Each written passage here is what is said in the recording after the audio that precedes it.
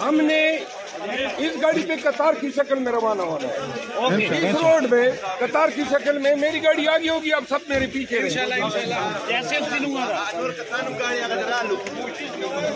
मरवत साहब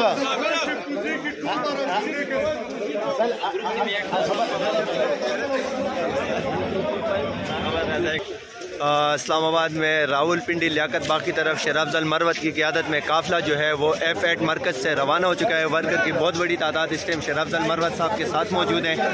मरवत साहब के वर्कर जो हैं वो मरवत साहब के साथ इस टाइम मौजूद। ये मनाजर आप देख सकते हैं F8 मरकज़ रावलपिंडी से।